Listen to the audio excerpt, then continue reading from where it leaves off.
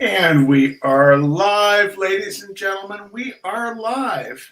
It is Sunday night, and that means it's Benchley night.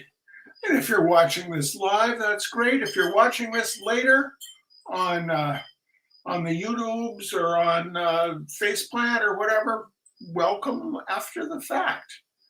Oh, a couple of people are watching already. It says 2 people are watching. That's 2 more than usual, ladies and gentlemen. That's 2 more than usual. Well, we have a few people to thank. Tonight's liberal snowplowing do-gooder beneficiary is once again Rockingham Entertainment Development. I'm working with the town manager of Rockingham, Vermont on kind of building out the idea of membership of people who support the Opera House, and having a little working capital as we get into that is very, very useful. So I thank you. I thank you very, very much for supporting us. We raised $110. It's better than a kick in the pants, as they say. So I'd like to thank my partner in Roots on the Rails, the exceptional Sarah Obenden. I'd like to thank Mr. J.T. Mayer out there in Cincinnati, Ohio, a stalwart and faithful friend of these Sunday night readings. Thank you, J.T. Mayer. I'd like to thank the peripatetic, the always adventurous Terry Hudson, who just visited us here in Rockingham, Vermont, and had her first maple creamy, ladies and gentlemen. She had her first maple creamy, and she understood immediately. She understood immediately what a culinary treasure that is. Ladies and gentlemen, the great Terry Hudson. Out there in the great unknown internet land, a woman I have never met, a woman who I know only through the magic of the webs. The exceptional Susan Bluestein. Painter friend, wonderful painter. And this week, I believe, welcomed a new, I don't know if it's a grandchild, but some new being onto the planet. Welcome, Leave. And a thank you, Catherine Fisher. Out there in Omaha, Nebraska, where he samples all of the surprisingly many, lobster rolls available in Omaha. Mr. John Wilhelm. That was a very flaccid cry from the unidentified ungulate. Mr. John Wilhelm. That's better. And I guess he's retired. I don't know where he is right now. He was here briefly. And he blotted out the sun. All the locals thought there was an eclipse. I was like, no. That's just my very, very tall cousin. He visited us, and now he has gone back to the wilds of Pittsburgh, I guess. Mr. Nat Hunter and his excellent wife, Elise, and their little dog, Ginger.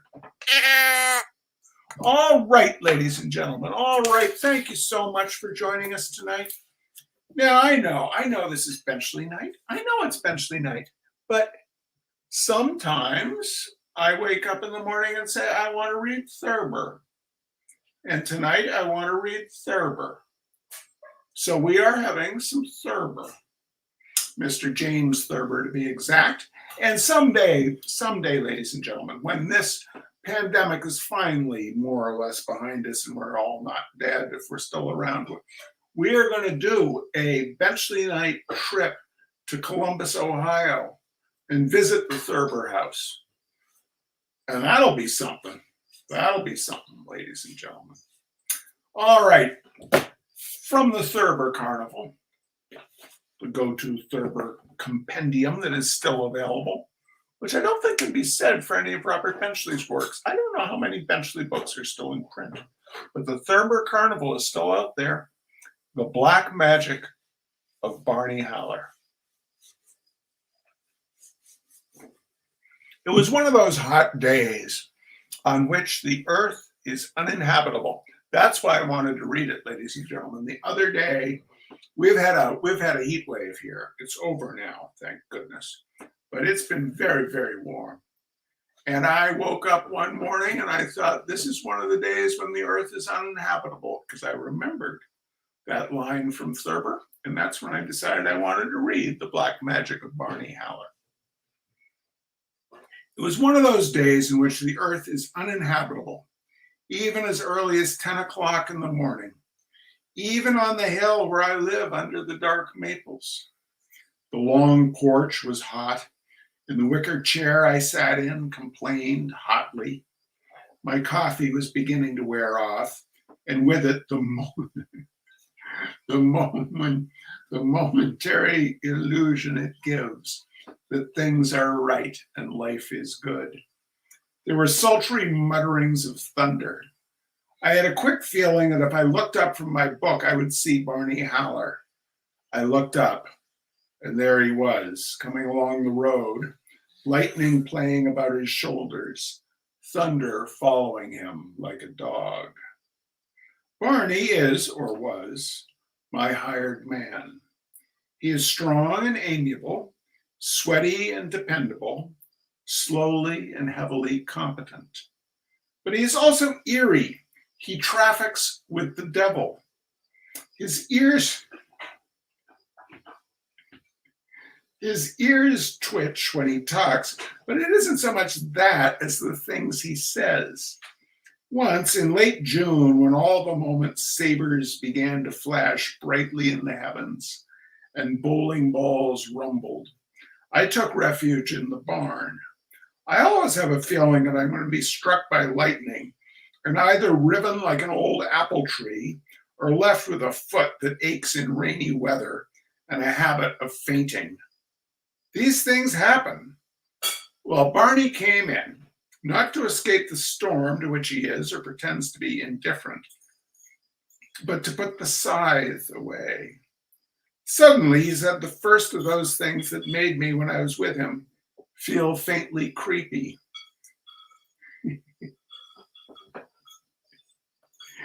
He pointed at the house. Once I see this boat come down the rock, he said. It is phenomena like that of which I stand in constant dread. Boats coming down rocks, people being teleported, statues dripping blood, old regrets and dreams in the form of luna moths fluttering against the windows at night. Of course, I finally figured out what Barney meant, or what I comforted myself with believing he meant. Something about a bolt coming down the lightning rod on the house. A commonplace, an utterly natural thing. I should have dismissed it, but it had its effect on me. Here was a stolid man, smelling of hay and leather, who talked like somebody out of Charles Fort's book, or like a traveler back from Oz. And all the time the lightning was zigging and zagging around him. On this hot morning, when I saw Barney coming along with his faithful Storm trudging along behind him, I went back frowningly to my copy of Swan's Way. I hoped that Barney, seeing me absorbed in a book, would pass by without saying anything. I read, I myself seemed actually to have become the subject of my book, a church, a quartet, the rivalry between Francis I and Charles V. I could feel Barney standing looking at me, but I did not look at him. This morning, by and by, said Barney.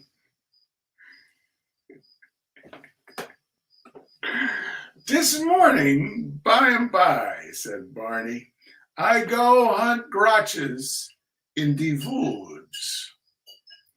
That's fine, I said, and turned a page and pretended to be engrossed in what I was reading. Barney walked on. It wanted to talk some more, but he walked on. After a paragraph or two, his words began to come between me and the words in the book. By and by, I go hunt grotches in the woods. If you are susceptible to such things, it is not difficult to visualize grotches. They fluttered into my mind, ugly little creatures about the size of whippoorwills, only covered with blood and honey and the scrapings of church bells. Crotches. Who and what, I wondered, really was this thing in the form of a hired man that kept anointing me ominously in passing with abracadabra? Barney didn't go toward the woods at once. He weeded the corn. He picked apple boughs up off the lawn. He knocked a yellow jacket's nest down out of a plum tree. It was raining now, but he did not seem to notice it. He kept looking at me out of the corner of his eye, and I kept looking out at him out of the corner of my eye. "What time is it, please?" he called to me finally. I put down my book and I sauntered out to him. "When you go for those crotches," I said firmly, "I will go with you." I was sure he would not want me to go. I was right. He protested that he could get the crotches himself. "I will go with you," I said stubbornly. We stood next to one another, and then abruptly, just to give him something to ponder, I quoted, "I'm going out to clean the pasture spring. I'll only stop to rake the leaves away and wait to watch the water clear, I may. I shan't be gone long. You come too." It was not, I realized, very good abracadabra, but it served. Barney looked at me in a puzzled way. "Yes," he said vaguely. "It's 5 minutes of 12, I said, remembering that he had asked. "Then we go," he said, and we trudged through the rain over the orchard fence and climbed that and opened a gate and went out into the meadow that slopes up to the woods. I had a prefiguring of Barney at some proper spot, deep in the woods, prancing about like a goat, casting off his false nature, shedding his hired man's garments, dropping his Teutonic accent, repeating diabolical phrases, conjuring up crotches. There was a great slash of lightning and a long bumping of thunder as we reached the edge of the woods. I turned and fled, glancing over my shoulder. I saw Barney standing and staring after me. It turned out on the face of it to be as simple as the boat that came down the rock. Crotches were crotches, crotched saplings, which he cut down to use as supports under the peach boughs, because in bearing time they become so heavy with fruit that there's danger of the branches snapping off. I saw Barney later putting the crotches in place. We did not have much to say to one another. I can see now that he was beginning to suspect me too. About 6 o'clock next evening, I was alone in the house and sleeping upstairs. Barney rapped on the door of the front porch. I know it was Barney because he called to me. I woke up slowly. It was dark for 6 o'clock. I heard rumblings and saw flickerings. Barney was standing at the front door with his storm at heel. I had the conviction that it was not storming anywhere except around my house. There couldn't, without the intervention of the devil or one of his agents, be so many lightning storms in one neighborhood. I had been dreaming of Proust and the church at Cambrai and Madeleine dipped in tea and the rivalry between Francis I and Charles V. My head whirled and I didn't get up.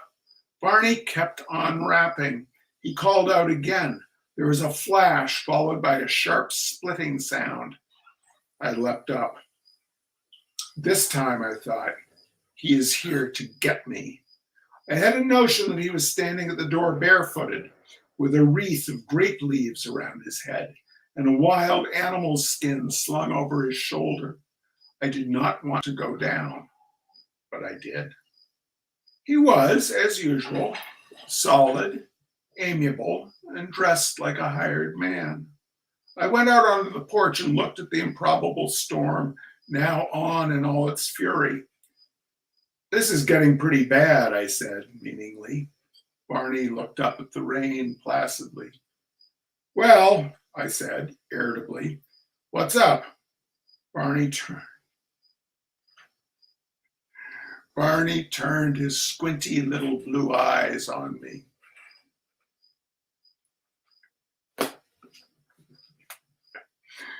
"We go to the garrick now and become warbs," he said.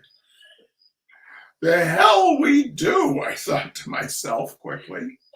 I was uneasy. I was, you might even say, terrified, but I determined not to show it. If he began to chant incantations or to make obscene signs, or if he attempted to sling me over his shoulder, I resolved to plunge right out into the storm, lightning and all, and run to the nearest house. I didn't know what they would think at the nearest house when I burst in upon them, or what I would tell them, but I did not intend to accompany this amiable-looking fiend to any garrick and become a warb. I tried to persuade myself there was some simple explanation, that warbs would turn out to be as innocuous as boats on rocks and crotches in woods, but the conviction gripped me in the growling of the thunder that here at last was the moment when Barney Haller, or whoever or whatever he was, had chosen to get me.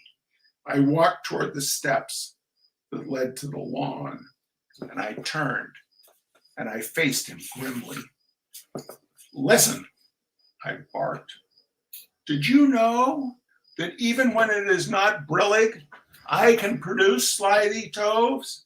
Did you happen to know that the mome rath never lived that could outgrade me? Yes, and furthermore, I can become anything I want to, even if I were a warb. I would not have to keep on being one if I did not want to. I can become a playing card at will. Once I was the jack of clubs, only I forgot to take my glasses off, and some guy recognized me. Barney was backing slowly away toward the petunia box at one end of the porch. His little blue eyes were wide. He saw that I had him. "I think I go now," he said, and he walked out into the rain. The rain followed him down the road. I have a new hired man now. Barney never came back to work for me after that day. Of course, I figured out finally what he meant about the garrick and the wharves. He had simply got horribly mixed up in trying to tell me that he was going up to the garret and clean out the wasps, of which I have thousands. The new hired man is afraid of them. Barney could have scooped them up in his hands and thrown them out a window without getting stung. I am sure he trafficked with the devil, but I am sorry that I let him go. All right, ladies and gentlemen. All right, thank you for joining us. We'll be back next week with some Robert Benchley.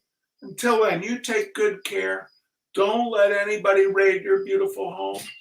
And we'll see you next week. Bye-bye.